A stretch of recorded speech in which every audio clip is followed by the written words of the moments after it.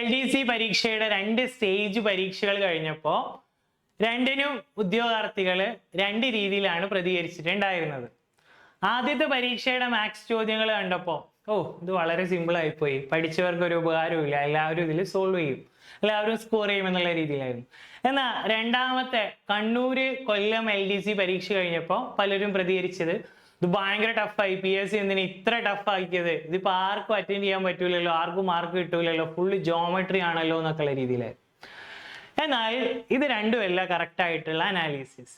ഈ 2 പരീക്ഷയിലും കൃത്യമായി syllabus cover ചെയ്ത് പഠിച്ചവർക്ക് രണ്ടിലും കുഴപ്പമില്ലാത്ത രീതിയിൽ തന്നെ സ്കോർ ചെയ്യാൻ പറ്റും. ആദ്യത്തിൽ അത്ര പഠിക്കാത്തവർക്കും കുറച്ചൊക്കെ സ്കോർ ചെയ്യാൻ പറ്റും, ഒരു 5-6 മാർക്കൊക്കെ സ്കോർ ചെയ്യാൻ പറ്റും. എന്നാലും 2 പരീക്ഷയിലും പഠിച്ചവർക്ക് സ്കോർ ചെയ്യാനുള്ള വകുപ്പുകൾ ഉണ്ട്.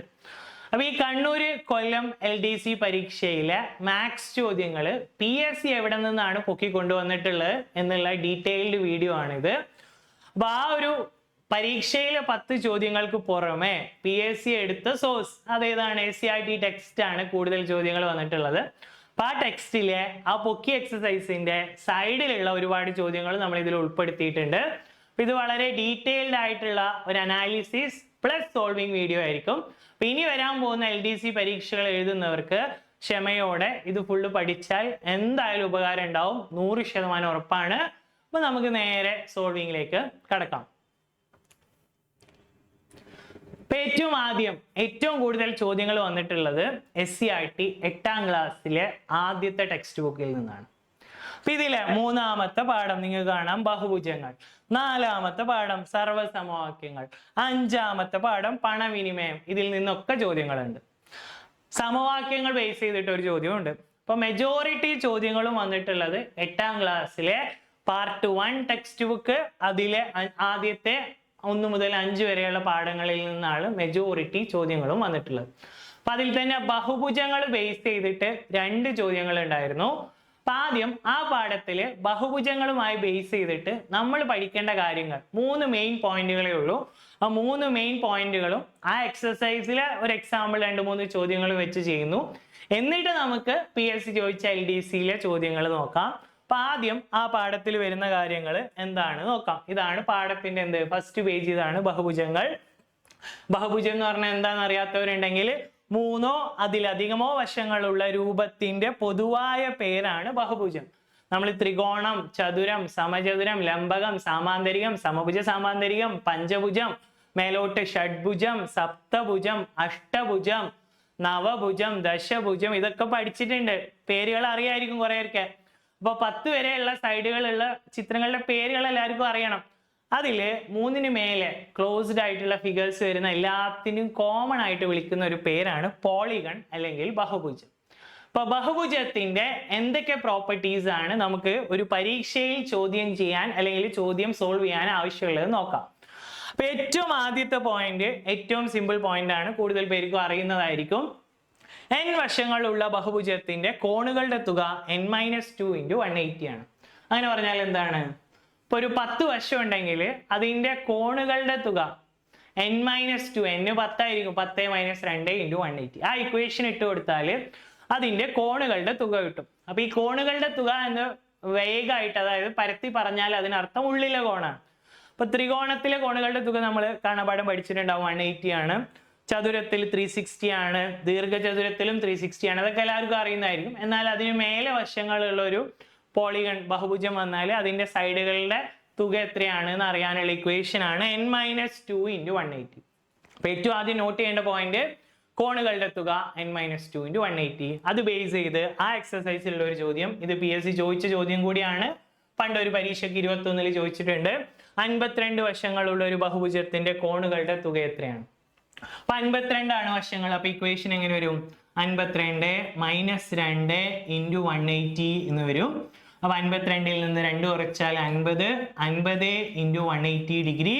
ഇത് സോൾവ് ചെയ്യുമ്പോൾ 5 × 18 90, 2 0 ബാക്കി 9000 ഡിഗ്രി ആയിരിക്കും ഇതിന്റെ കോണുകളുടെ തുക.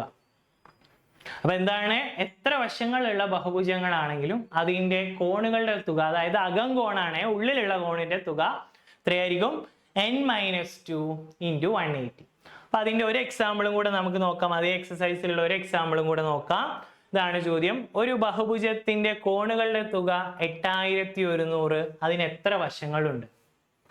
ഇതും PSC 2021 ഒരു പരീക്ഷയിൽ ചോദിച്ച ചോദ്യമാണ്. 8100 തുകയാണെങ്കിൽ എത്ര സൈഡ് ഉണ്ട് എന്നാണ് ചോദ്യം. അപ്പൊ ഇപ്പൊ പഠിച്ച ഇക്വേഷൻ നേരെ തിരിച്ചങ്ങിട്ട് കൊടുത്താൽ മതി. നമുക്ക് എഴുതാം n-2 × 180 ചെയ്താൽ എത്ര കിട്ടണം? ഈ 8100 ഡിഗ്രി കിട്ടണമല്ലോ. n-2 × 180 ചെയ്താൽ 8100 കിട്ടണം. അതിൽ നിന്ന് നമ്മൾ എന്താ കണ്ടെത്തേണ്ടത്? n. വശങ്ങൾ എത്ര ഉണ്ടെന്ന് വെച്ചാൽ അത് n ആണ്. വശങ്ങളുടെ എണ്ണം n ആണ്. അതൊന്ന് സോൾവ് ചെയ്യുമ്പോൾ n-2 = 8100 ഡിവൈഡഡ് ബൈ 180 എന്ന് വരും. ഒരു 0 ഇവിടെ ഒരു 0. ഇതിനെ ഡിവൈഡ് ചെയ്യുമ്പോൾ നമുക്ക് 45 എന്ന് കിട്ടും. അപ്പൊ പെട്ടെന്ന് ചാടി കയറി 45 മാർക്ക് ചെയ്യരുത്. ഇതിന്റെ ഉത്തരം 45 അല്ല. ഓപ്ഷനിൽ 45 ഉണ്ടായിരുന്നു അന്നത്തെ പരീക്ഷയ്ക്കും. n-2 ആണ് 45. അപ്പൊ n എത്രയേ ഉള്ളൂ? n അങ്ങോട്ട് പോകണം, ഈ 2 അങ്ങോട്ട് പോകണം. അപ്പൊ 45 + 2, n-ന്റെ വില ഇവിടെ 47 ആയിരിക്കും. അതായത് 8100 ഒരു ബഹുഭുജത്തിന്റെ കോണുകളുടെ തുകയാണെങ്കിൽ അതിൽ എത്ര വശങ്ങൾ ഉണ്ടാവും? അതിൽ 47 വശങ്ങളും ഉണ്ടാവും. അപ്പൊ ഈ ഒരു ഇക്വേഷൻ ബേസ് ചെയ്ത് വരാവുന്ന രണ്ട് പോസിബിലിറ്റീസ്, ഒന്ന് തുക കാണാം, അല്ലെങ്കിൽ തുക തന്നിട്ട് എത്ര സൈഡ് ഉണ്ട് എന്നും ചോദിക്കാം. അപ്പൊ ആദ്യത്തെ പോയിന്റ് ക്ലിയർ ആണല്ലോ, n-2 × 180. ഈ പാഠത്തിലെ രണ്ടാമത്തെ പോയിന്റിലേക്ക് പോവാം. ഈസി പോയിന്റ് ആണ്. ഒരു ബഹുഭുജത്തിലെ പുറം കോണുകളുടെ തുക 360 ഡിഗ്രിയാണ്. എത്ര വശം അവിടെ പറഞ്ഞിട്ടുണ്ടോ? ഇല്ല. എത്ര സൈഡ് ആയാലും അത് 360 തന്നെയാണ്. ത്രികോണായാലും ചതുരായാലും പഞ്ചഭുജമായാലും ഷഡ്ഭുജമായാലും സപ്തഭുജമായാലും നവഭുജമായാലും അഷ്ടഭുജമായാലും ദശഭുജമായാലും ഇനി 50 സൈഡുള്ള ഫിഗർ ആയാലും ഇതിന്റെ പുറത്തുള്ള കോണുകൾ, എക്സ്റ്റീരിയർ ആംഗിളുകൾ, പുറം കോണ് എന്നുള്ളതിന് വേറൊരു വേർഡ് ബാഹ്യ കോണുകൾ എന്നും പറയും. ബാഹ്യ കോണുകൾ അല്ലെങ്കിൽ പുറം കോണുകളുടെ തുക എല്ലായ്പ്പോഴും 360 ആണ്. 2017 LDCയിൽ ചോദിച്ച ക്വസ്റ്റ്യൻ ഒരു ഷഡ്ഭുജത്തിലെ ബാഹ്യ കോണുകളുടെ തുക എത്ര എന്നുള്ളൊരു ചോദ്യം ഉണ്ടായിരുന്നു. അപ്പൊ അന്ന് എന്താണ്? കണ്ണും പൂട്ടി എഴുതാം, 360 ആണ്. എത്ര സൈഡ് ആയാലും കുഴപ്പമില്ല, ബാഹ്യ കോൺ എപ്പോഴും 360 ആണ്. അത് ബേസ് ചെയ്ത് ടെക്സ്റ്റിലുള്ള ഒരു ചോദ്യം, 18 വശങ്ങളുടെ ഒരു ബഹുഭുജത്തിന്റെ കോണുകളെല്ലാം തുല്യമാണ്. എല്ലാ കോണും തുല്യമാണ് എങ്കിൽ ഓരോ പുറം കോണും എത്രയാണ്? ഒരു പുറം കോൺ അപ്പൊ എത്രയെന്നാണ് ചോദ്യം. നമുക്കറിയാം എല്ലാം കൂടെ കൂട്ടിയാൽ 360 ആണ്. അപ്പൊ സൈഡുകളുടെ എണ്ണം, വശങ്ങളുടെ എണ്ണം ചോദിച്ചാൽ 360 ഡിഗ്രി ഹരിക്കണം 18, കാരണം എല്ലാം ഈക്വൽ ആണ്. ഡിവൈഡ് ചെയ്യുമ്പോൾ എത്ര ഉണ്ടാവും? 20 ഡിഗ്രി എന്നുണ്ടാവും. അപ്പോൾ ഒരു പുറം കോൺ എത്രയാണ്? ഒരു പുറം കോണ് 20 ആണ്. സൈഡുകളുടെ എണ്ണം ഇല്ല. ഒരു പുറം കോണ് കാണാനുള്ള ഇക്വേഷൻ, ഒരു പുറം കോൺ = 360/18, 20 ഡിഗ്രി എന്നായിരിക്കും. ഇത് നേരെ തിരിച്ച് വശങ്ങളുടെ സൈഡുകളുടെ എണ്ണം ചോദിച്ചാലും നമുക്ക് ഈ ഇക്വേഷൻ യൂസ് ചെയ്യാം. വശങ്ങളുടെ എണ്ണം ചോദിച്ചാൽ 360 ഒരു പുറം കോണ് എന്നും എഴുതാം. എപ്പോ? ഇതെല്ലാം ഈക്വൽ ആവുന്ന ഒരു ബഹുഭുജമാണെങ്കിൽ, എല്ലാ വശങ്ങളും എല്ലാ കോണുകളും ഈക്വൽ ആയിട്ടുള്ള ഒരു ബഹുഭുജമാണെങ്കിൽ അതിലെ വശങ്ങളുടെ എണ്ണം കാണാൻ ഇങ്ങനെയും ഒരു ഇക്വേഷൻ ഉണ്ട്. 360 ഡിഗ്രി ബൈ ഒരു പുറം കോണ്, കാരണം എല്ലാം ഈക്വൽ ആണ്. അപ്പൊ വശങ്ങളുടെ എണ്ണം കാണാൻ 360 ഒരു പുറം കോണ് ചെയ്താൽ സൈഡിന്റെ എണ്ണം കിട്ടും. ഇത് നേരെ തിരിച്ചാണ്. ഒരു പുറം കോണ് കാണാൻ 360/18, 20 ഡിഗ്രി എന്നും കിട്ടും. 20 ഡിഗ്രി എന്നും കിട്ടും. പിന്നെ എപ്പോഴും പുറം കോണും അകം കോണും, ഉള്ളിലുള്ളതും പുറത്തുള്ളതും കൂട്ടിയാൽ എപ്പോഴും എത്രയാ? കാരണം ഒരു ത്രികോണം വെച്ച് ഞാൻ പറയാം. ഒരു ത്രികോണത്തില് ഇപ്പൊ ഇവിടെ ഒരു 70 ഡിഗ്രി ആണെന്ന് വിചാരിക്കാം. അപ്പൊ ഇതിന്റെ പുറം കോൺ എന്ന് പറഞ്ഞാൽ ഇത് ഇങ്ങനെ നീട്ടി പോകുന്ന ആ ഒരു കോണ് ഇവിടെ ഉണ്ടാക്കുന്ന കോണാണ്. അപ്പൊ ഇവിടെ 70 ആണെങ്കിൽ ഇത് രണ്ടും കൂടെ കൂട്ടിയാൽ എന്തായാലും 180 ആണ്. ഒരു ലൈനിൽ ഉണ്ടാക്കുന്ന കോണുകൾ എപ്പോഴും 180 ആണ്. അപ്പൊ ഇത് 70 ആണ്, നിങ്ങൾക്ക് പറയാം ഇത് 110 ആയിരിക്കും, വേറെ വഴിയൊന്നുമില്ല. അപ്പൊ ഒരു പുറം കോണ് പ്ലസ് ഒരു അകം കോണ് കൂട്ടിയാൽ എപ്പോഴും 180 ഡിഗ്രി. അപ്പൊ പുറം കിട്ടിയാൽ അകം കാണാം, അകം ഉണ്ടെങ്കിൽ പുറവും കാണാം. ഓക്കെ ആണല്ലോ. 70 ആണ്, അത് 110 ആയിരിക്കും. ബാഹ്യ കോണ്, പുറം കോണ്, ഇത് അങ്ങോട്ട് നീട്ടി വരച്ചാൽ ഇവിടെ ഉണ്ടാക്കുന്ന കോണാണ് പുറം കോണ്. ത്രികോണം വെച്ച് പറഞ്ഞു എന്നുള്ള എല്ലാ ഫിഗറിനും ഇങ്ങനെ തന്നെയാണ്. ക്ലിയർ ആണല്ലോ. ഇനി മൂന്നാമത്തെ പോയിന്റ്, ഇതിലൊരു ക്വസ്റ്റ്യനും കൂടെ നോക്കാം, എന്നിട്ട് മൂന്നാമത്തെ പോയിന്റ് നോക്കാം. കോണുകളെല്ലാം തുല്യമായ ഒരു ബഹുഭുജത്തിന്റെ ഒരു ബാഹ്യ കോണ് ബഹുഭുജത്തിന്റെ അകം കോണിന്റെ 2 മടങ്ങാണ്. അപ്പൊ ബാഹ്യ കോണ് അകത്തുള്ളതിന്റെ ഇരട്ടിയാണ്. ഇവര് തമ്മിലുള്ള റേഷ്യോ 1:2. രണ്ടും കൂടെ കൂട്ടിയാൽ എത്ര? രണ്ടും കൂടെ കൂട്ടിയാൽ എപ്പോഴും 180 ആയിരിക്കും. അപ്പൊ 1x ഉം 2x ഒന്നിന്റെ ഇരട്ടിയാണ്, കൂട്ടിയാൽ 180 ആണ്. അപ്പൊ 3x ആണ് 180, 3 ഭാഗം 180. അപ്പൊ ഒരു കോണ് 1x 60, 180/3, 2x എത്ര, 2x 120 ആണ്.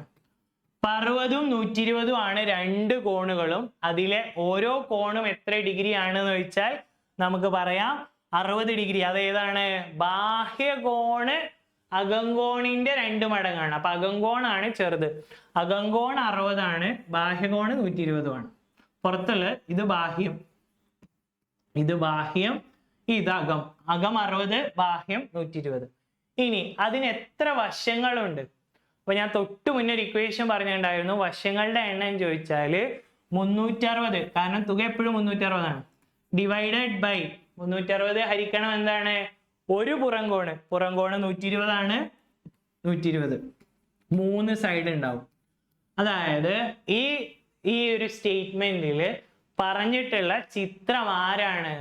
ത്രികോണമാണ്. ത്രികോണത്തിനല്ലേ 3 സൈഡ് ഉണ്ടാവുക.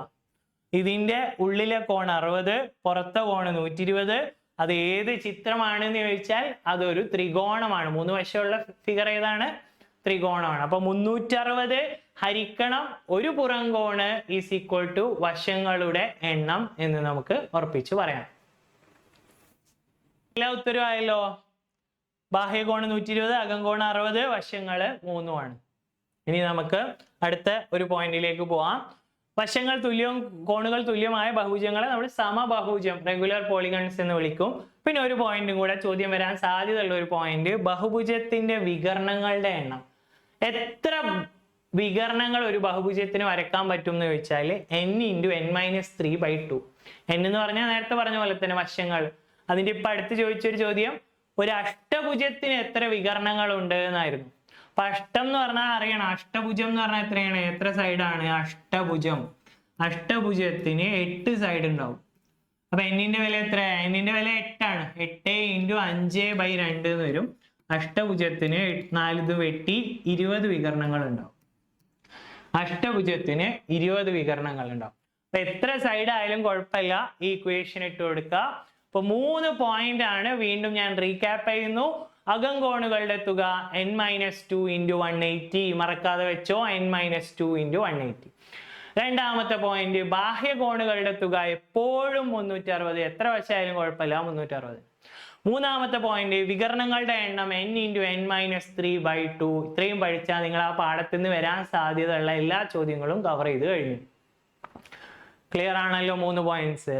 ഒന്നും കൂടെ എക്സ്ട്രാ ഒരു ബോണസ് ടിപ്പ് ആയിട്ട് മറ്റേതും കൂടെ വെക്കുക. അകംകോണും ബാഹ്യകോണും കൂട്ടിയാൽ എപ്പോഴും എത്രയായിരിക്കും? 180 ഡിഗ്രി ആയിരിക്കും. കാരണം ഇതൊരു ലൈനിൽ ഉണ്ടാക്കുന്ന 2 കോണാണ്. ഒരു ലൈനിൽ ഉണ്ടാക്കുന്ന 2 കോണിനെ നമ്മൾ രേഖീയ ജോഡി എന്ന് വിളിക്കും. രേഖീയ ജോഡിയിലെ കോണുകളുടെ തുക 180 ആണ്. സെറ്റ് ആണല്ലോ. അടുത്തതിലേക്ക് പോവാം. അപ്പൊ ഇനി PSC ചോദിച്ച ചോദ്യങ്ങൾ നമുക്ക് ഈസി ആയി സോൾവ് ചെയ്യാം. എത്രയും പഠിച്ച ആൾക്ക് ഇത് സോൾവ് ചെയ്യാൻ പറ്റണം. ഈസിയാണ്. ആ 3 പോയിന്റ് അറിയുന്ന ആൾക്ക് ഇത് രണ്ടും ഈസി ആയിട്ട് സോൾവ് ചെയ്ത് പോകാൻ പറ്റും. നോക്കാം. ഒരു ബഹുഭുജത്തിന്റെ പുറംകോണുകളുടെ തുക, അപ്പൊ തന്നെ നമുക്ക് പറയാം പുറംകോണുകളുടെ തുക 360 ആണ്. നമ്മൾ ഓൾറെഡി പഠിച്ചു. അതിന്റെ അകംകോണുകളുടെ തുകയുടെ 2 മടങ്ങാണ്. അപ്പൊ അകംകോണ് എത്രയാണോ അതിന്റെ ഡബിൾ ഇവിടെ ഉണ്ട് എന്നാണ് പറഞ്ഞത്. അപ്പോ 2 × ഇവിടുത്തെ തുക, അകംകോണിന്റെ തുകയുടെ ഡബിൾ ആണ് ഇത്. അപ്പൊ അകംകോണുകളുടെ തുക എത്ര? അകം തുക എന്ന് എഴുതുന്നു. സിമ്പിൾ ആക്കാൻ അകം തുക. ഇതിന്റെ ഡബിൾ ആണ് 360. അപ്പൊ അകം തുക 360/2 180. ഇതിന്റെ പകുതി ആയിരിക്കും.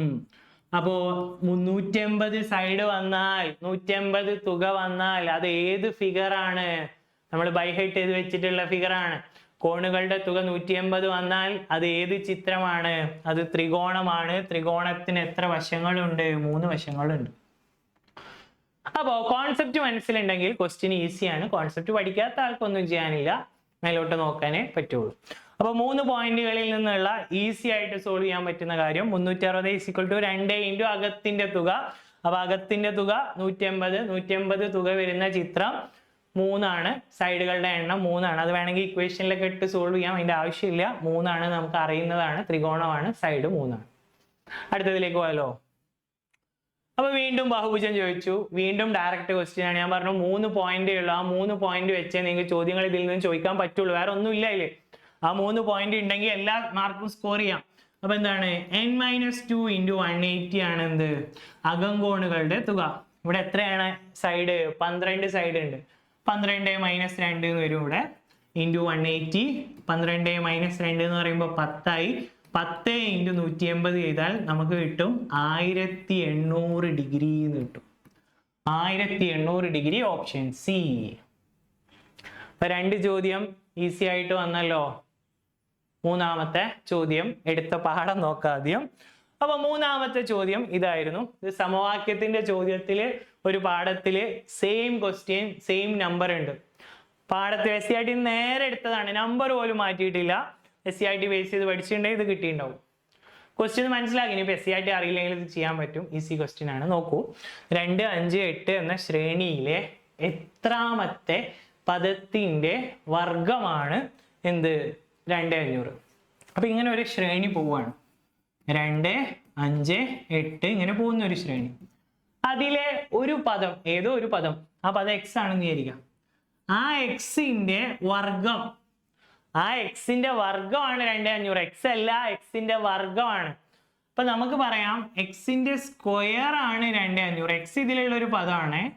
എക്സ് സ്ക്വയർ അല്ല ഇതിലുള്ളത്, എക്സ് ആണ് ഇതിലുള്ളത്. എക്സിന്റെ എന്താണ്, എക്സിന്റെ ഒരു സ്ക്വയർ ആണ് 2500. അപ്പൊ എക്സ് എത്രയായിരിക്കും?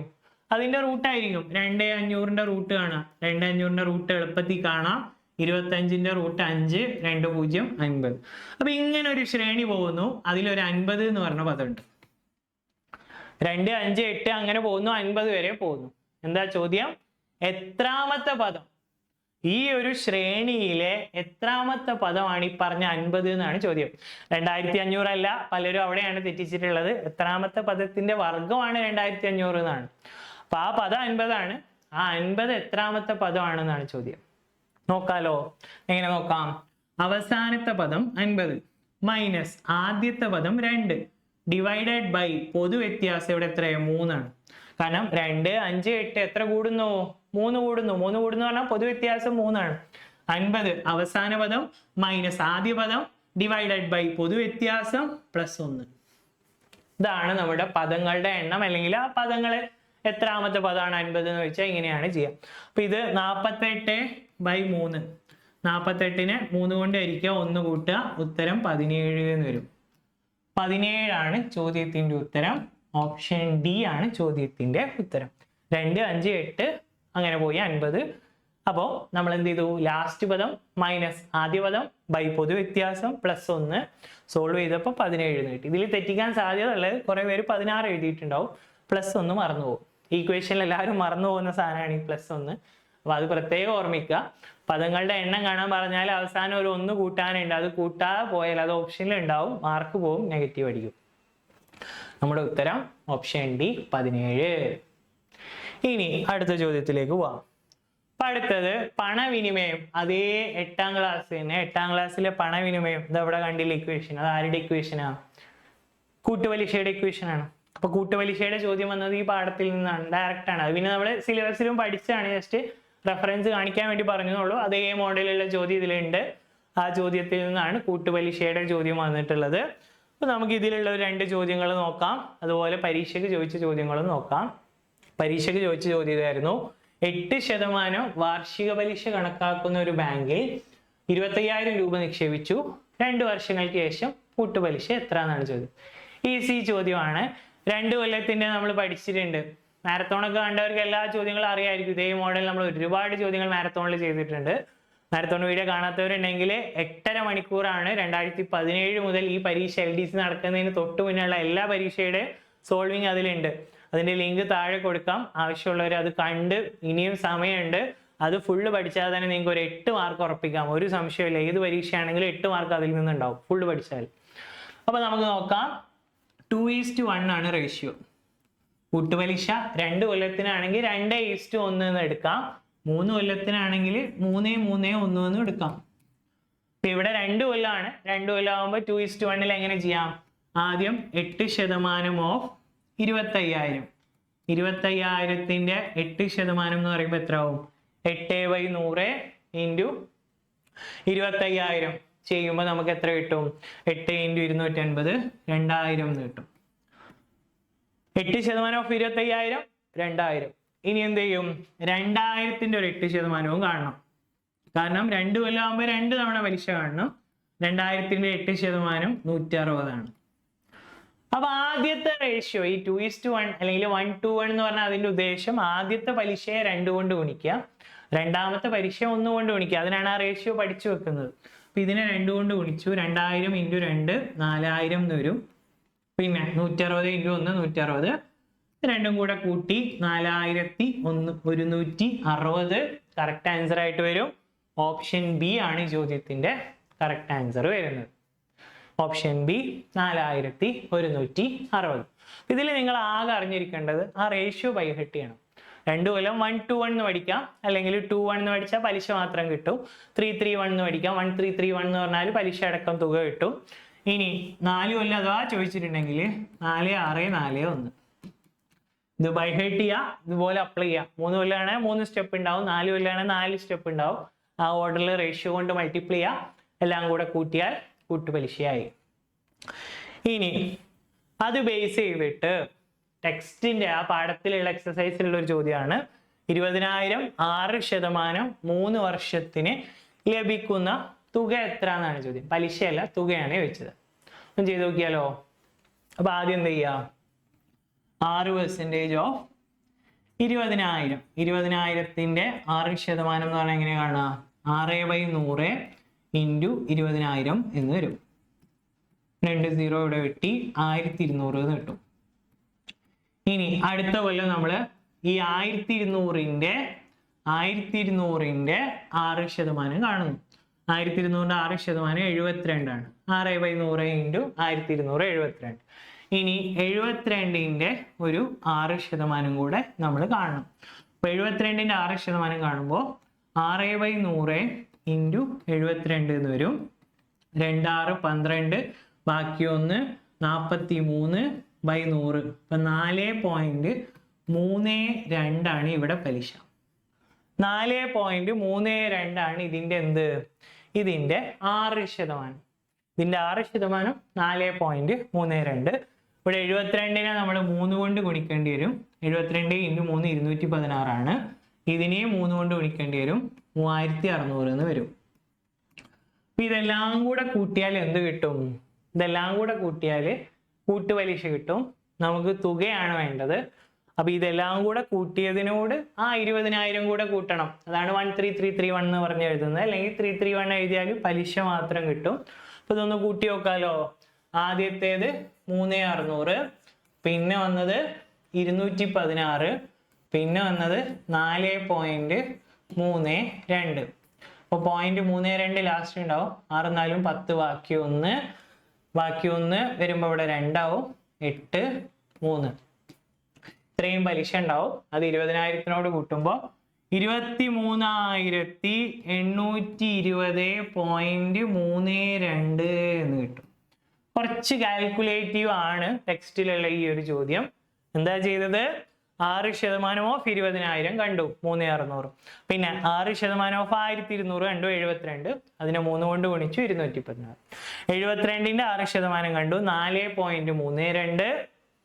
അതെല്ലാം കൂടെ കൂട്ടി 23,820.32 ആണ് തുക കിട്ടുന്നത്. പലിശ എത്രയെന്ന് വെച്ചാൽ 3,820 ആയിരിക്കും പലിശ വെച്ചാൽ കിട്ടുന്നത്.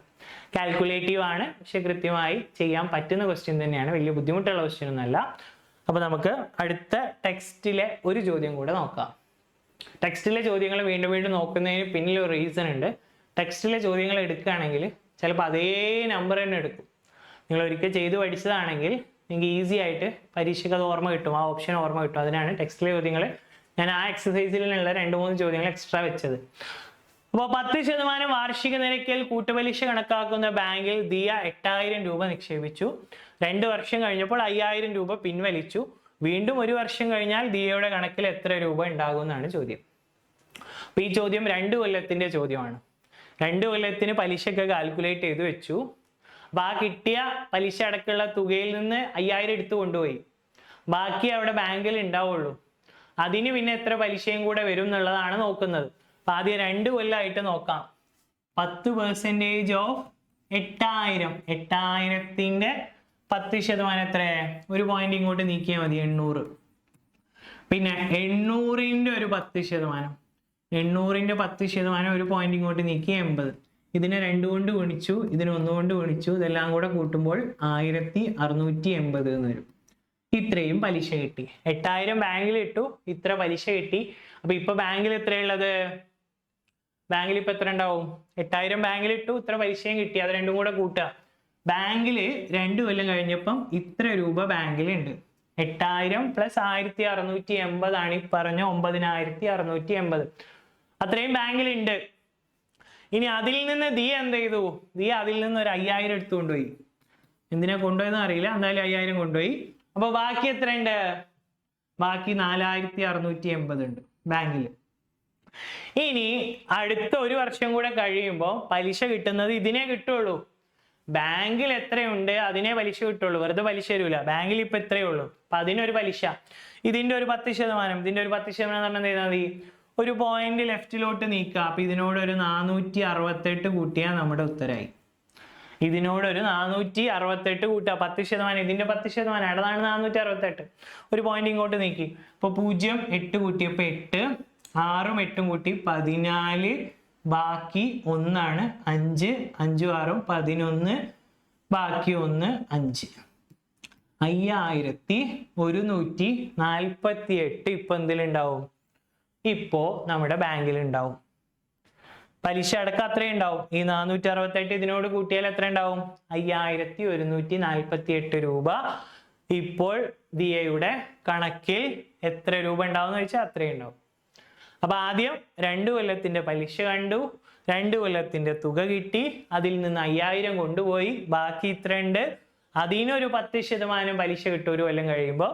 അതിനെ കിട്ടുള്ളൂ, കാരണം ബാക്കി പോയി. അപ്പൊ അതിന് കിട്ടിയ 468 കൂട്ടി 5148 ഇപ്പോ ദിയയുടെ കണക്കിൽ ബാങ്കിൽ ഉണ്ടാവും. അപ്പൊ കൂട്ടുപലിശ ഒന്ന് കോംപ്ലിക്കേറ്റഡ് ആക്കിയാൽ ഈ രീതിയിലേക്ക് വരാം. ആ ഒരു പാഠത്തില് 8ാം ക്ലാസ്സിലെ 5ാമത്തെ പാഠത്തില് പണവിനിമയത്തില് ഉള്ള ചോദ്യങ്ങളാണ്. അടുത്തതിലേക്ക് പോവാലോ.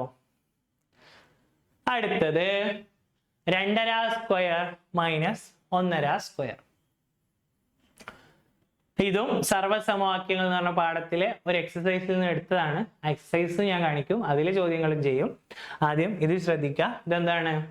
A square minus B square ആണ് ഇക്വേഷൻ. 1 സ്ക്വയർ, ആ സ്ക്വയറിൽ നിന്ന് വേറെ സ്ക്വയർ കുറച്ചു. അപ്പൊ അതിങ്ങനെയാണ് ടെക്സ്റ്റിൽ കൊടുത്തിട്ടുള്ളത്. ഇതാ ഈ പാഠം സർവ്വസമവാക്യങ്ങൾ പാഠം 4. ഇതിൽ a plus B whole square ഉണ്ട്, a minus B whole square ഉണ്ട്, a സ്ക്വയർ മൈനസ് ബി സ്ക്വയറും ഉണ്ട്. അപ്പൊ അതിന്റെ ഡെഫിനിഷൻ ഇതാ കൊടുത്തിട്ടുണ്ട്. X plus Y into X minus Y എന്ന് പറഞ്ഞാൽ X square minus Y square. നമ്മൾ A square minus B square എന്ന് പറയുന്നതിന് പകരം എക്സും വൈയും വെച്ചു എന്നേ ഉള്ളൂ. ഡെഫിനിഷൻ ആയിട്ട് മലയാളത്തിൽ കൊടുത്തു. 2 അതിസംഖ്യകളുടെ തുകയുടെയും വ്യത്യാസത്തിന്റെയും ഗുണനഫലം അവയുടെ വർഗങ്ങളുടെ വ്യത്യാസത്തിന് തുല്യമാണ്. അതായത് 2 സംഖ്യയുണ്ട്, അവരുടെ തുക അവരുടെ വ്യത്യാസം തമ്മിൽ ഗുണിച്ചാൽ കിട്ടുന്നത് അവയുടെ വർഗങ്ങളുടെ തുകക്ക് തുല്യമാണ് എന്നാണ് മലയാളത്തിൽ അതിന്റെ ഡെഫിനിഷൻ. അപ്പൊ ചിലപ്പോൾ ക്വസ്റ്റ്യൻ എന്ത് ചെയ്യാം, ഒരു തുക ഇങ്ങനെ വരും, 2 സംഖ്യകളുടെ തുക ഇത്രയാണെന്ന് തരും, ഒരു 10 ആണെന്ന് തരും. 2 സംഖ്യകളുടെ വ്യത്യാസം അതൊരു നമ്പറും തരും. എന്നിട്ട് ഇവരുടെ വർഗങ്ങളുടെ വ്യത്യാസം എത്രയെന്ന് വെച്ചിട്ടുണ്ടെങ്കിൽ അപ്പോഴും നമ്മൾ ഇത് തന്നെയാണ് യൂസ് ചെയ്യുക. ഈ A square minus B square എന്ന് പറഞ്ഞ സംഭവമായിരിക്കും യൂസ് ചെയ്യുക. അങ്ങനെ ഒരു ചോദ്യം മുമ്പ് വന്നിട്ടുണ്ട്. മാരത്തോൺ എടുത്ത് നോക്കിയാൽ നിങ്ങൾക്ക് കാണാൻ പറ്റും, അതിലുണ്ട് അങ്ങനത്തെ ഒരു ചോദ്യം. അപ്പോ ഈ ചോദ്യം നമുക്ക് ചെയ്യാം. A square minus B square എന്താണ്? എ പ്ലസ് ബി 2.5 പ്ലസ് 1.5, പിന്നെ 2.5 മൈനസ് 1.5. 2.5യും 1.5യും കൂട്ടിയപ്പോ 4 ആയി. 2.5യിൽ നിന്ന് 1.5 കുറച്ച 1 ആയി. 4 × 1 4 തന്നെ കഴിഞ്ഞു. ഒറ്റ സ്റ്റെപ്പേ ഉള്ളൂ. A square minus B square. A ഇവിടെ 2.5 ആണ്, ബി ഇവിടെ 1.5 ആണ്. 2.5യും 1.5യും കൂട്ടിയാൽ 4. 2.5യിൽ നിന്ന് 1.5 കുറച്ച 1, 4 × 1 4 കഴിഞ്ഞു. സ്റ്റെപ്പ് കഴിഞ്ഞു, അത്രയേ ഉള്ളൂ. ഓപ്ഷൻ ബി 4 ആയിരിക്കും ഈ ചോദ്യത്തിന്റെ ഉത്തരം വരുന്നത്. അപ്പൊ അടുത്തത് നോക്കാം. ഇതിൽ തന്നെയുള്ള എക്സസൈസിലുള്ള ഒരു 3 ചോദ്യങ്ങൾ. ഈ ചോദ്യമാണ് അവർ മാറ്റിയിട്ട് എന്താക്കിയത്, 2.5 1.5 ആക്കി. വളരെ വലിയ ടിസ്റ്റാണ്. 3.5 2.5 എന്നുള്ളത് 2.5 1.5 ആക്കി. ചേഞ്ച് ഉണ്ടല്ലോ, ചേഞ്ച് ആർക്കാണ് ഇഷ്ടമില്ലാത്തത്. ഓക്കെ, അപ്പൊ ഇത് നോക്കാം നമുക്ക്. എക്സസൈസിലെ ചോദ്യങ്ങൾ. A square minus B square ആവുമ്പോ എന്താവും? A plus B into A minus B. അപ്പൊ ഇത് കുറക്കുമ്പോ എത്രയായി? 36. ഇത് കൂട്ടുമ്പോൾ 100 ആയി. 100 × 36, ഇതിന്റെ ഉത്തരം 3600. a + b × a - b. ഇനി നമ്മുടെ ചോദ്യം അടുത്തത് 3.5 + 2.5, അപ്പുറത്ത് 3.5 - 2.5. 3.5-ൽ നിന്ന് 2.5 കുറച്ച് 1, 3.5-യും 2.5-യും കൂട്ടിയാൽ 6. നമുക്ക് 4 ആയിരുന്നു ഉത്തരം, ഇവിടെ 6 ആയിട്ടുണ്ട്. ടെക്സ്റ്റിലെ ചോദ്യത്തിന് 6 ആണ്, നമ്മുടെ ചോദ്യത്തിന് 4 ആണ്. ഒരു നമ്പർ ജസ്റ്റ് മാറ്റിയിട്ടേ ഉള്ളൂ. അടുത്തൊന്ന് ചെയ്ത് നോക്കാം. 3.6-ഉം 1.4-ഉം കൂട്ടി. അടുത്തത് 3.6-ൽ നിന്ന് 1.4 കുറച്ചു. ഇതും കൂട്ടിയാൽ 5, ഇത് ഗുണിച്ചാൽ 2.5, 2.5 × 5 ഗുണിച്ചാൽ 11 എന്ന് കിട്ടും. അപ്പൊ ഇത് മൂന്നും ആ എക്സസൈസിലുള്ള ചോദ്യങ്ങളാണ്. അത് ഡെസിമല്, ഇത് ഫ്രാക്ഷൻ, ഇത് സാധാ നമ്പർ. എങ്ങനെയുള്ള ചോദ്യം വന്നാലും രണ്ട് സ്ക്വയർ തമ്മിലുള്ള വ്യത്യാസം ചോദിച്ചാൽ a + b × a - b. മറക്കോ? ഇനി ഇല്ലല്ലോ. a² - b² = a + b × a - b. മറക്കൂലല്ലോ? ഇല്ല എന്ന് വിചാരിക്കുന്നു. അടുത്ത ചോദ്യത്തിലേക്ക് പോകുന്നു. 1 × 2, 2 × 3, 3 × 4 എന്ന ശ്രേണിയിലെ ആദ്യത്തെ 10 പദങ്ങളുടെ തുക. ഈ ക്വസ്റ്റ്യൻ ആയിരിക്കും കുറച്ച് എന്ത് ചെയ്തു സമയം കളഞ്ഞിട്ടുള്ള ഒരു ചോദ്യം ഇതാണ്. കാരണം ഇത് ഗുണനമാണ്. ആദ്യം 1-നെ 2 കൊണ്ട് ഗുണിച്ചു, 2-നെ 3 കൊണ്ട് ഗുണിച്ചു, 3-നെ 4 കൊണ്ട് ഗുണിച്ചു, അങ്ങനെ പോയി 10 പദം. പലരും ചെയ്തിട്ടുണ്ടാവും, ആദ്യത്തെ 10 പദം അങ്ങ് എഴുതി നോക്കി, അത് കൂട്ടിയിട്ടുണ്ടാവും, ഒരു കുഴപ്പമില്ല, എന്നാലും ഉത്തരം കിട്ടും. അതല്ലാതെ ഒരു ഇക്വേഷനും ഉണ്ട്. ഇനിയിപ്പോൾ നിങ്ങൾ അങ്ങനെ ചെയ്താലും ഒരു കുഴപ്പമില്ല കേട്ടോ. ഫസ്റ്റ് ടേം അപ്പം 2 ആയിരിക്കും.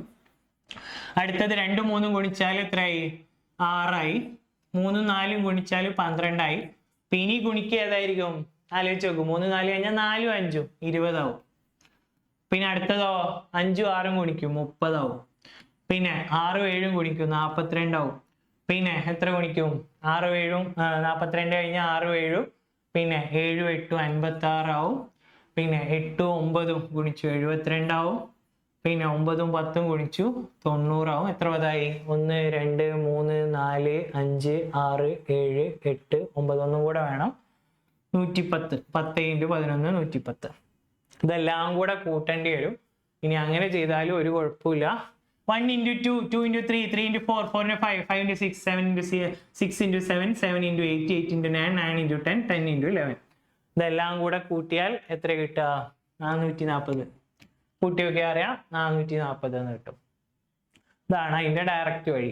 ഇനി ക്വസ്റ്റ്യൻ കുറച്ചൊന്ന് അഡ്വാൻസ്ഡ് ആയിട്ടൊക്കെ ആലോചിക്കാൻ പറ്റുന്നവർക്ക് ചെയ്യാവുന്ന ഒരു കാര്യം, ഇതിൽ തന്നിട്ടുള്ളത് n-ഉം n+1 ഗുണിച്ചിട്ടുള്ളതിന്റെ ആ ഒരു ഇതിലാണ് പോകുന്നത്. ഇത് n ആണെങ്കിൽ അടുത്ത n+1 ഗുണിക്കാണ്.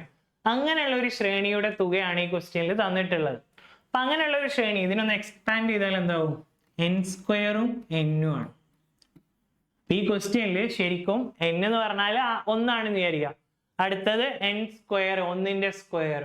അപ്പൊ ഇവിടെ ശരിക്കും ആദ്യത്തെ 10 എണ്ണൽ സംഖ്യകളുടെ തുകയും, എന്നിൽ വരിക എണ്ണൽ സംഖ്യകളുടെ തുക, ആദ്യത്തെ 10 എണ്ണൽ സംഖ്യ കൂട്ടിയാൽ എത്ര കിട്ടുന്നതും ആദ്യത്തെ 10 വർഗങ്ങൾ കൂട്ടിയാൽ എത്ര കിട്ടുന്നത്, അതിന്റെ തുകയുമാണ് ശരിക്കും ഇവിടെ വരുന്നത്. അതാണ് ഇതിന്റെ തിയറി, അതാണ് അവർ ഉദ്ദേശിച്ചത്. പക്ഷെ അത് കുറച്ച് കോംപ്ലിക്കേറ്റഡ് ആണ്, പെട്ടെന്ന് എക്സാം ടൈമിൽ കത്തിന്ന് വരൂല. അതുകൊണ്ട് നിങ്ങൾ ഇങ്ങനെ എഴുതി ചെയ്ത് ഉത്തരം കറക്റ്റ് ആക്കിയാൽ ഒരു കുഴപ്പമില്ല. ഇതിന് വലിയ സമയമൊന്നും എടുക്കൂല, 1 മിനിറ്റിൽ ചെയ്യാൻ പറ്റില്ല. ഇതൊക്കെ കൂട്ടാൻ വലിയ പണിയൊന്നുമില്ല. ഇതാണ് തിയറി. n × n+1 ആണ്.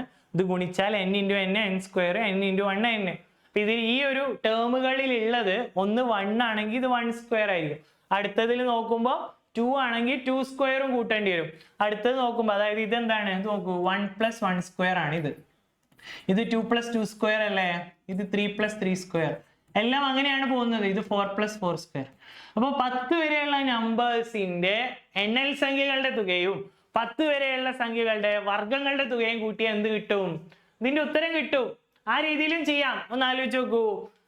n × n+1/2. ഇത് നമുക്ക് അറിയുന്ന ഒരു സാധനമാണ്. വർഗങ്ങളുടെ തുകയോ പ്ലസ് n × n+1 × 2n+1/6 വർഗങ്ങളുടെ തുക. ഇത് രണ്ടും നിങ്ങൾ സെപ്പറേറ്റ് പഠിച്ചിട്ടുണ്ടാവും. പക്ഷെ ഇത് രണ്ടും കൂടെ യോജിപ്പിക്കാൻ നിങ്ങൾ എവിടെയും പഠിച്ചിട്ടുണ്ടാവില്ല. അതാണ് പ്രശ്നം. അപ്പൊ അത് ആലോചിച്ചാൽ കിട്ടുമായിരുന്നു. അല്ല, നിങ്ങൾ ഇങ്ങനെ കൂട്ടിയാലും കുഴപ്പമൊന്നുമില്ല. ഞാൻ വേണമെങ്കിൽ ഇതിലിട്ടൊന്ന് പ്രൂവ് ചെയ്ത് കാണിച്ചു തരാം. n × n+1/2 ചെയ്താൽ എത്ര കിട്ടുക? 10 × 11/2 കൂട്ടുമ്പോൾ 55 എന്ന് കിട്ടും. പ്രശ്നമൊന്നുമില്ല. ഇനി വർഗങ്ങളുടെ തുകയിൽ n-ന്റെ വില 10 ഇട്ട് കൊടുത്തു. 10 × 11 × 21/6 ഇത് വെട്ടി ചെറുതാക്കുമ്പോൾ 5 3 21 7 385 എന്ന് കിട്ടും. 55ഉം 385ഉം കൂട്ടുക 440 എന്ന് കിട്ടും. ഒരു സംശയമില്ല, സി എന്ന ഉത്തരത്തിലേക്ക് എത്തും. അപ്പൊ ഒരു സംഖ്യയും വർഗവും കൂടെ കൂട്ടിയാലുള്ള സാധനമാണ് ആ ഇക്വേഷൻ. പക്ഷെ അത് ഇൻഡയറക്റ്റ് ആയിട്ടാണ് തന്നിട്ടുള്ളത്. അപ്പൊ ഒറ്റ നോട്ടത്തിൽ കത്തി എന്ന് വരൂല. കത്തിയിട്ടില്ലേലും കുഴപ്പമില്ല, ഇങ്ങനെ എഴുതി കൂട്ടിയാൽ 440 എന്ന് കിട്ടും. അതല്ല ഇനി കത്തിയിട്ടുണ്ടെങ്കിൽ ഇത് എണ്ണൽ സംഖ്യ, ഇത് വർഗങ്ങൾ, എന്നും n² ആണ്. അപ്പൊ ആദ്യത്തെ 10 എണ്ണൽ സംഖ്യ കൂട്ടി, ആദ്യത്തെ 10 വർഗങ്ങൾ കൂട്ടി, രണ്ടും കൂടെ കൂട്ടിയാൽ ഉത്തരമായി. ഇവിടെ 55ഉം ഇവിടെ 385ഉം 440. ഓപ്ഷൻ സി കറക്റ്റ് ആൻസർ ആയിട്ട് കിട്ടും. Moving on. ഒരു ചതുർഭുജത്തിലെ കോണളവുകൾ 1:2:3:4 ആയാൽ വലിയ കോണം എത്ര? റേഷ്യോയുടെ ഒരു ബേസിക് ചോദ്യമാണ്. അപ്പൊ എന്താണ് ചതുർഭുജം? വീണ്ടും ബഹുഭുജം ആലോചിക്കുക. ചതുർ, 4 സൈഡുള്ള ഒരു ഫിഗറിന്റെ കോണുകളുടെ തുക n-2 × 180. n 4 ആണ്. 4 - 2 × 180 360. ക്വാഡ്രിലാറ്ററൽ എന്ന് ഇംഗ്ലീഷിൽ പറയും ചതുർഭുജം. 360 ആണ്. അപ്പൊ 360നെ ഈ ഒരു റേഷ്യോയിൽ ഡിവൈഡ് ചെയ്തു. അതിലെ വലിയ കോണം എത്രയെന്നാണ് ചോദ്യം.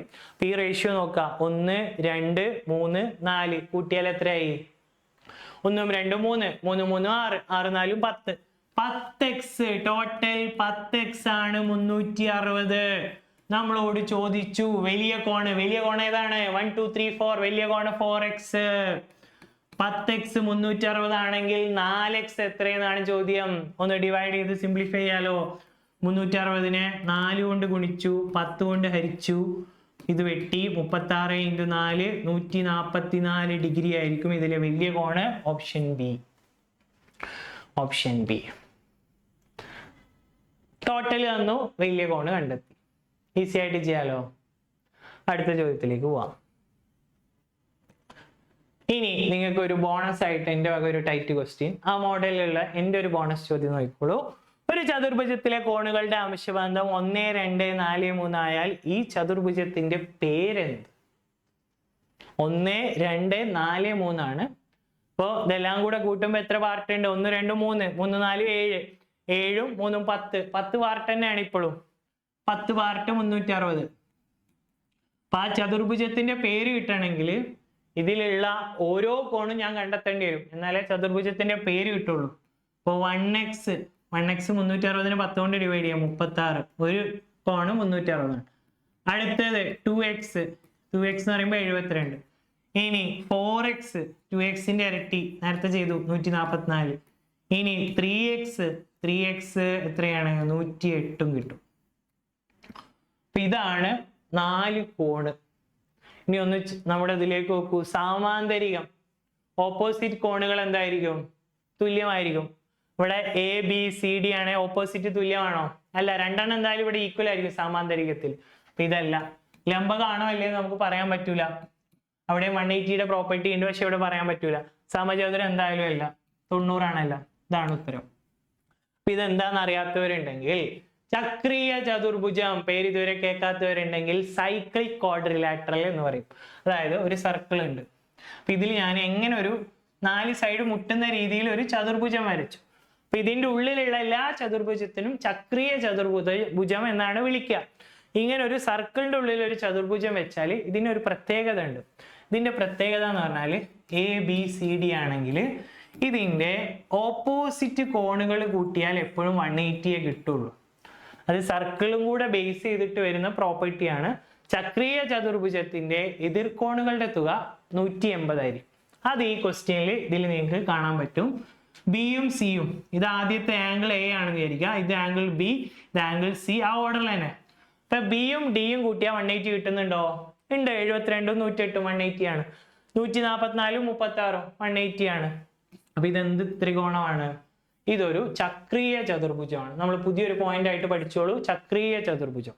ചക്രീയ ചതുർഭുജത്തിന്റെ എതിർകോണുകളുടെ തുക 180 ആയിരിക്കും. ഇതിന്റെ 4 മൂലകളും ഒരു വൃത്തത്തിൽ തൊട്ടായിരിക്കും നിൽക്കുന്നത്. അപ്പൊ അങ്ങനെ നിൽക്കുന്ന ഒരു ചതുർഭുജമാണ് ചക്രീയ ചതുർഭുജം. ഇവിടെ എതിർകോണുകൾ കൂട്ടുമ്പോൾ 180 കിട്ടുന്നുണ്ട്. പിന്നെ ബിയും ഡിയും കൂട്ടുമ്പോഴും 150 കിട്ടുന്നുണ്ട്, എയും സിയും കൂട്ടുമ്പോഴും 150 കിട്ടുന്നുണ്ട്. അപ്പൊ ഇത് ചക്രീയമാണ്. ഓപ്ഷൻ സി ആണ് ഈ ചോദ്യത്തിന്റെ ഉത്തരം വരുന്നത്. ഒരു ബോണസ് ചോദ്യമായിരുന്നു അത്. പിന്നെ നമുക്ക് പരീക്ഷയിലേക്ക് തിരിച്ചു പോവാം. ഒരു സംഖ്യയോട് 1 കൂട്ടിയതിന്റെ വർഗമൂലത്തിന്റെ വർഗമൂലം 3 ആയാൽ സംഖ്യ എത്ര? അപ്പൊ ഒരു സംഖ്യ എക്സ് ആണെന്ന് വിചാരിക്കാം, അതിനോടൊരു 1 കൂട്ടി, ഇതിന്റെ റൂട്ട് എടുത്തു, വർഗമൂലം എടുത്തു, അതിന്റെ ഒരു വർഗമൂലം കൂടെ എടുത്തു. റൂട്ടിന്റെ റൂട്ട് എടുത്തപ്പോ എത്ര കിട്ടി? 3 കിട്ടി. 3 കിട്ടി. അപ്പോ ഈ റൂട്ട്, 2 റൂട്ട് ഉണ്ട്, റൂട്ടിന്റെ മേലെ വേറെ റൂട്ട് ഉണ്ട്. അപ്പൊ ഈ 2 റൂട്ടും പോണെങ്കിൽ അവിടെ എന്ത് ചെയ്യേണ്ടി വരും? അപ്പൊ റൂട്ട് 100 10 ആണ്. അപ്പൊ ഇവിടെ റൂട്ട് പോകണമെങ്കിൽ നമ്മൾ അവിടെ സ്ക്വയർ ചെയ്യേണ്ടി വരും. അപ്പൊ ഇവിടുത്തെ റൂട്ട് പോകും. അപ്പൊ അതേപോലെ ഇവിടെ 2 റൂട്ട് ഉള്ളതുകൊണ്ട് അവിടെ 2 തവണ സ്ക്വയർ ചെയ്യേണ്ടി വരും. ഒരു root root of x plus 1 എന്ന് എഴുതിയാൽ ഇവിടെ 3 സ്ക്വയർ ആയി. ഒരു റൂട്ട് പോയി. ഒരു റൂട്ടും കൂടെ പോകണമെങ്കിൽ അവിടെ 3 സ്ക്വയറിനെ വീണ്ടും സ്ക്വയർ ചെയ്യാം. 3 സ്ക്വയർ എന്ന് പറഞ്ഞാൽ 9 ആണ്. അതിന് വീണ്ടും സ്ക്വയർ ചെയ്തു, 81 ആയി. റൂട്ടിന്റെ റൂട്ട് 3 ആണ്. ഒരു റൂട്ട് കളഞ്ഞപ്പോ 3 സ്ക്വയർ, അടുത്ത റൂട്ട് കളഞ്ഞപ്പോ 9ന്റെ സ്ക്വയർ ആയി. 3 സ്ക്വയറിന്റെ സ്ക്വയർ 81 ആയി. എക്സിന്റെ വില ഈ 1 അപ്പുറത്തേക്ക് പോകും. 81 മൈനസ് 1 80 ആയിരിക്കും എക്സിന്റെ വില. ആ സംഖ്യ 80. ആ സംഖ്യ 80 ആയിരിക്കും ചോദ്യത്തിന്റെ കറക്റ്റ് ആൻസർ വരുന്നത്. ഓക്കെ ആണല്ലോ. അടുത്തത്, ഒരു വൃത്തസ്തൂപികയുടെ ആരം 2 മടങ്ങും ഉന്നതി 3 മടങ്ങും വർദ്ധിച്ചാൽ വ്യാപ്തം എത്ര മടങ്ങായി വർദ്ധിക്കും? ഈ ക്വസ്റ്റ്യനിൽ പലർക്കും ചെറിയ സംശയം ഉണ്ടായിരുന്നു. PSC കുറച്ചൊരു കൺഫ്യൂസിങ് സ്റ്റേറ്റ്മെന്റ് ആയിട്ടാണ് ഇട്ടത്. അപ്പൊ എന്തായാലും 11 ഉത്തരം വരില്ല. അങ്ങനെ പ്രതീക്ഷയുള്ളവർ ആ പ്രതീക്ഷ മടക്കി വെക്കുക. ആകെയുള്ള സാധ്യത 36 വേണമെങ്കിൽ ഉത്തരം വരാമെന്ന് വേണമെങ്കിൽ പറയായിരുന്നു. പക്ഷെ 36 ഓപ്ഷനിൽ ഇല്ല. പിന്നെ ഉള്ളത് ചാലഞ്ച് ചെയ്താൽ ചിലപ്പോൾ ഡിലീറ്റ് ആവും. എന്തായാലും ഇത് കറക്റ്റ് ഇങ്ങനെ ഒരു ക്വസ്റ്റ്യൻ വന്നാൽ PSC കാലാകാലങ്ങളായിട്ട് പറയുന്ന ഉത്തരം നമ്മൾ എങ്ങനെ കാണുന്നു നോക്കാം. വൃത്തസ്തൂപികയുടെ ആരം, അതായത് വൃത്തസ്തൂപികയുടെ വ്യാപ്തം എങ്ങനെ വരിക? 1/3 πr² h ആണ് വ്യാപ്തം. ഇതായിരുന്നു ഉണ്ടായിരുന്ന വ്യാപ്തം. ഓക്കെ ആണല്ലോ. ഒരു വൃത്തസ്തൂപികയുടെ വ്യാപ്തം എപ്പോഴും ഇങ്ങനെയാണ് കാണാം. ഇതിൽ എന്ത് സംഭവിച്ചു? ആരം 2 മടങ്ങും ഉന്നതി 3 മടങ്ങും ആയി എന്നാണ് ഉദ്ദേശം. 2 മടങ്ങ് വർദ്ധിച്ചു എന്നല്ല കേട്ടോ. അപ്പൊ ഇവിടെ 3 ആവും.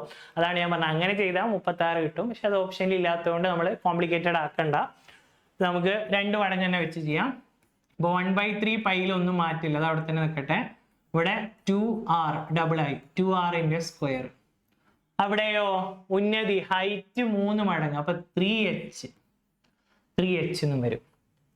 ഇതൊന്ന് സിംപ്ലിഫൈ ചെയ്ത് എഴുതുമ്പോൾ 1/3 പൈ ഇൻറ്റു 2ന്റെ സ്ക്വയർ 4 ആണ്. അപ്പൊ 4r² ഇൻറ്റു 3h. അപ്പൊ നമുക്ക് ഇതാണ് നമ്മുടെ വോളിയം. ആ ഭാഗം മാത്രം പുറത്തെടുത്ത് വെച്ചാൽ 1/3 പൈ r² h ഞാൻ പുറത്തെടുത്ത് വെച്ചാൽ ഇവിടെ ഒരു 4 ഇവിടെ ഒരു 3 ഉണ്ട്, ഇങ്ങനെ വരും. 12 ഇൻറ്റു എന്ന് വരും. 12 ഇൻറ്റു ഈ സാധനം എന്ന് വരും. ഇപ്പൊ ഇവിടെ ഉണ്ടായിരുന്നതിന്റെ എത്ര മടങ്ങായി? 2ന്റെ സ്ക്വയർ 4, 3, 2 സ്ക്വയർ ഇൻറ്റു 3 12. ഇപ്പോ 12 മടങ്ങായിട്ടുണ്ടാവും. ഉത്തരം ഓപ്ഷൻ ഡി 12 ആണ്. ഇനി 11 വരുന്നവർക്ക് വേണ്ടി ഞാൻ ആ വാദം ഒന്ന് ക്ലിയർ ചെയ്യാണ്. 11 ആവണമെങ്കിൽ ചോദ്യം എങ്ങനെ ആവണമായിരുന്നു? എത്ര മടങ്ങായി വർദ്ധിക്കും? 12 മടങ്ങായിട്ട് തന്നെയല്ലേ വർദ്ധിച്ചത്. എത്ര മടങ്ങ് വർദ്ധിച്ചു? ഇതിൽ നിന്ന് എത്ര മടങ്ങ് വർദ്ധിച്ചു? അങ്ങനെയാണ് ചോദ്യമെങ്കിൽ എത്ര മടങ്ങ് ഇപ്പൊ വർദ്ധിച്ചു എന്ന് ചോദിച്ചാൽ 11 പറയാം. അങ്ങനെയാണോ ചോദ്യം? അല്ലല്ലോ. എത്ര മടങ്ങായി വർദ്ധിച്ചു? 12 മടങ്ങായി വർദ്ധിച്ചു. എത്ര മടങ്ങ് വർദ്ധിച്ചു എന്ന് ചോദിച്ചാൽ ഇവിടെ 1 ആണ്, ഇവിടെ 12 ആണ് വ്യത്യാസം. 11 എന്ന് വേണമെങ്കിൽ പറയാം. അത് വാദിക്കുന്നവര് വാദിക്കാൻ വേണ്ടി പറയുന്നതാണ്. ഇപ്പൊ പിന്നെ നിങ്ങൾക്ക് അറിയാം, ഇപ്പോഴത്തെ ഒരു ട്രെൻഡാണ്. മൻസൂർ സാർ നിങ്ങളോട് പറഞ്ഞിട്ടുണ്ടാവും, അവനവന്റെ ഉത്തരം തെറ്റിയാൽ എല്ലാവരും കൂടെ ഒരു കൂട്ടമായി പോയിട്ട് അങ്ങ് ചാലഞ്ച് ചെയ്യാം. ഉത്തരം അവനവന്റെ തെറ്റായോ എന്നല്ല, ആ ഉത്തരം തെറ്റാണോ എന്നാണ് നോക്കേണ്ടത്. അവനവന്റെ തെറ്റുന്ന എല്ലാവർക്കും പരീക്ഷയ്ക്ക് പറ്റുന്നതാണ്. അതിന് നിങ്ങൾ ചെയ്യേണ്ടത് എന്റെ തെറ്റ് ഞാനെല്ലാം പോയി ചാലഞ്ച് ചെയ്യും, അതിലൊന്നും കാര്യമില്ല. ഒരു ശരിയായ രീതിയല്ല. ഓക്കെ, പോട്ടെ, നമുക്ക് അടുത്ത ചോദ്യത്തിലേക്ക് പോവാം. അപ്പൊ അടുത്ത ചോദ്യം ഇതുപോലെ കുറച്ചൊരു ബുദ്ധിമുട്ടുണ്ടാക്കിയ ചോദ്യമായിരുന്നു. ചോദ്യം നോക്കൂ, എന്താണ് ചോദ്യം? ഇതാ, ചിത്രത്തിൽ ACBയുടെ അളവ് 260 ഡിഗ്രി ആയാൽ ആംഗിൾ ACBയുടെ അളവ് എത്ര? അപ്പൊ ഇത് ആർക്ക് ACBയുടെ അളവാണ്. അപ്പൊ നമുക്കറിയാം ആർക്കില് 2 ആർക്കുകൾ ഉണ്ടാവും. ഒന്ന് മേജർ ആർക്കും ഒന്ന് അതിന്റെ ചെറിയ മൈനർ ആർക്കും. വലിയ ആർക്കും ചെറിയ ആർക്കും ഉണ്ടാവും. മേജറും മൈനറും കൂടെ കൂട്ടിയാൽ വലിയ ആർക്കും ചെറിയ ആർക്കും കൂടെ കൂട്ടിയാൽ അതിന്റെ രണ്ട് സൈഡുകളാണ്. നമ്മൾ ആർക്ക് നോക്കുമ്പോൾ ഇവിടുന്ന് അങ്ങോട്ട് ഒരു ആർക്കും ഇവിടുന്ന് അങ്ങോട്ട് രണ്ട് ആർക്കായിട്ട്, ഇപ്പൊ എ ബി എന്ന് പറഞ്ഞ ഒരു ആർക്ക് എടുത്താൽ ഈ സൈഡ് ഒരു ആർക്കായിട്ടും അപ്പുറത്തെ സൈഡ് വേറൊരു ആർക്കായിട്ടും എടുക്കാം. രണ്ടും കൂടെ കൂട്ടിയാൽ എപ്പോഴും 360 വരുള്ളൂ. ഓക്കെ, അപ്പൊ അതില് ഒന്ന് 260 അപ്പൊ അത് മേജർ ആയിരിക്കും. അപ്പൊ മറ്റേത് എത്ര വരിക? ആകെ 360 ആണെന്ന് പറഞ്ഞിട്ടുണ്ട്. അപ്പൊ 360 നിന്ന് 260 കുറച്ചാൽ മറ്റേത് 100 ആണെന്ന് കിട്ടും. അപ്പൊ മൈനർ ആർക്ക്, ചെറിയ ആർക്ക്, അതായത് ഇവിടെ ഉള്ള സാധനം എത്രയായിരിക്കും? 100 ഡിഗ്രി ആയിരിക്കും. ഇവിടെ ചെറിയ ആംഗിൾ ഇത് എത്രയാണ്? 100 ഡിഗ്രി ആയിരിക്കും അവിടെ ചെറിയ കോണായിട്ട് ഇപ്പുറത്ത് വരുന്നത്. ഈ ആർക്ക് ഇവിടെ, സോറി സെന്ററിൽ, അവിടെ അല്ല, സെന്ററിൽ ഉണ്ടാക്കുന്ന കോൺ അവിടെ ഉണ്ടാക്കുന്നതല്ല കേട്ടോ. സെന്ററിൽ ആ ആർക്ക് സെന്ററിൽ ഉണ്ടാക്കുന്ന മൈനർ ആർക്ക് എത്രയാണ്? ഇപ്പുറത്താണ്. ഈ ആർക്കാണ് എന്ത്? 260. ACB സെന്ററിൽ ഉണ്ടാക്കുന്നതിന്റെ ഇപ്പുറത്താണ് 260. അപ്പൊ ഇപ്പുറത്ത് എത്ര ആവും? ഇപ്പുറത്ത് 100 ആവും. ഇനി ഒരു കോണ് സെന്ററിൽ ഉണ്ടാക്കുന്നതിന്റെ പകുതി, അത് നമ്മളെ മാരത്തോണിൽ ഉണ്ട് അങ്ങനത്തെ ഒരു ക്വസ്റ്റ്യൻ. ചിത്രം വെച്ചിട്ട് തന്നെയുള്ള ക്വസ്റ്റ്യൻ ഉണ്ട്. ഏറ്റവും പുതിയ 2024 ക്വസ്റ്റ്യൻ ആണ്. മാരത്തോൺ കാണാത്തവർ ഇനിയും ഉണ്ടെങ്കിൽ വീണ്ടും വീണ്ടും പറയാണ്, നിങ്ങൾക്ക് മാത്രമേ അതുകൊണ്ട് ലാഭമുള്ളൂ, എനിക്ക് അതുകൊണ്ട് പ്രത്യേകിച്ച് ലാഭമൊന്നുമില്ല. നിങ്ങൾ പഠിച്ച് മാർക്ക് ഇടുക, മാരത്തോൺ യൂസ് ചെയ്യുക. 8 മണിക്കൂറിന്റെ മാരത്തോൺ ആണ്. 2017 മുതൽ 24 വരെയുള്ള മൊത്തം ചോദ്യങ്ങളും ഒറ്റ ക്ലാസ്സിലുണ്ട്. അപ്പൊ ഇവിടെ 100 ആണെങ്കിൽ അതിന്റെ പകുതി ആയിരിക്കും അപ്പുറത്ത് ഉണ്ടാവുക. സെന്ററിൽ ഒരു സാധനം ഉണ്ടാക്കുന്ന കോണിന്റെ പകുതിയാണ് അപ്പുറത്ത്. ഇവിടെ 100 ആണ്, അവിടെ 50 ആണ്. ഓക്കെ, അത്രേ ഉള്ളൂ, കഴിഞ്ഞു. 50 ഡിഗ്രി ആയിരിക്കും. ഓക്കെ, ഇത് പറഞ്ഞ ഒന്ന് ക്ലിയർ ആയിട്ടില്ലെങ്കിൽ ഒന്നും കൂടെ പറയാം, ആദ്യം മുതൽ പറയാം. ഓക്കെ, അപ്പൊ ഒരു എന്തുണ്ട് ഇവിടെ? ഇവിടെ നമുക്കൊരു ആർക്ക് ഉണ്ട്. ആർക്ക് ഇംഗ്ലീഷിൽ പറയുന്ന സാധനം ചാപം എന്ന് പറയും. അപ്പം ചാപത്തിന്റെ മേജർ ചാപം, അതായത് ഒരു കോണി ഇവിടെ ഉണ്ട്, ഒരു കോണി ഇപ്പുറത്തും ഉണ്ട്. അതിലെ മേജർ കോൺ എത്രയാണ്? മേജർ കോൺ 260 ആണെന്ന് തന്നു. ഇപ്പുറത്ത് ഉണ്ടാക്കുന്ന കോണ് 260 ആണെന്ന് തന്നു. അപ്പൊ അത് ഇവിടെ ഉണ്ടാക്കുന്ന കോണ് 100 ആയിരിക്കും. ഇത് 100 ആണെങ്കിൽ, ഇത് സെന്ററിൽ 100 ആണ് ഉണ്ടാക്കുന്നതെങ്കിൽ അത് അപ്പുറത്ത് എവിടെ വരച്ചാലും, അത് ഞാൻ എവിടേക്ക് വരച്ചാലും, ഇങ്ങോട്ട് വരച്ചാലും ഇങ്ങോട്ട് വരച്ചാലും ഇങ്ങോട്ട് വരച്ചാലൊക്കെ 50 തന്നെ ആയിരിക്കും. അതിന്റെ പകുതി, 100ന്റെ പകുതി 50. ഉത്തരം ഓപ്ഷൻ ബി. അപ്പൊ ഈ LDC Kannur Kollam analysis plus solving ആയിരുന്നു. ഒരിക്കലും ഇത് സോൾവിംഗ് അല്ല. പരീക്ഷയിലെ ചോദ്യങ്ങൾ എവിടെ നിന്ന് വന്നു എന്ന് കാണിച്ചു. അതേ മോഡലുള്ള കുറെ ചോദ്യങ്ങൾ നിങ്ങളെ പഠിപ്പിച്ചു. അവിടെയുള്ള തിയറികളൊക്കെ പഠിപ്പിച്ചിട്ടുണ്ട്. അപ്പൊ ഈ ഒരു വീഡിയോ ഇനി പരീക്ഷ എഴുതുന്ന എല്ലാവർക്കും ഉപകാരപ്പെടുമെന്ന് വിചാരിക്കുന്നു. LDC മാരത്തോൺ കാണാത്തവർ ഇനിയുണ്ടെങ്കിൽ ഡിസ്ക്രിപ്ഷനിലുണ്ട് അതിന്റെ ലിങ്ക്, അല്ലെങ്കിൽ നമ്മുടെ ചാനലിന്റെ വീഡിയോസ് ലിസ്റ്റ് എടുത്ത് നോക്കിയാൽ മേലെ തന്നെ കാണാൻ പറ്റും, ആ വീഡിയോ കാണാൻ പറ്റും. അതും എന്ത് ചെയ്യുക, പ്രാക്ടീസിന് വേണ്ടി ഉപയോഗിക്കുക. അപ്പൊ എല്ലാവരും ഇനി വരുന്ന LDC പരീക്ഷകൾ കൃത്യമായി ടോപ്പിക് വൈസ് ആയിട്ട് സിലബസ് കവർ ചെയ്ത് പഠിച്ചിട്ട് എഴുതുക. കുറച്ച് ഭാഗങ്ങൾ വിട്ടുപോയിട്ടുണ്ടെങ്കിൽ ഇതുപോലെ പണി കിട്ടും. ഇപ്പൊ ജോമെട്രി വിട്ടവർക്ക് ഈ പരീക്ഷ നല്ല പണി കിട്ടിയിട്ടുണ്ടാവും. ഏത് ഭാഗത്തു നിന്നാണ് കൂടുതൽ ചോദ്യം വരിക നമുക്ക് പ്രെഡിക്റ്റ് ചെയ്യാൻ പറ്റില്ല. അപ്പൊ എല്ലാ ഭാഗവും ഒന്ന് പഠിച്ചിട്ട് പോവാ.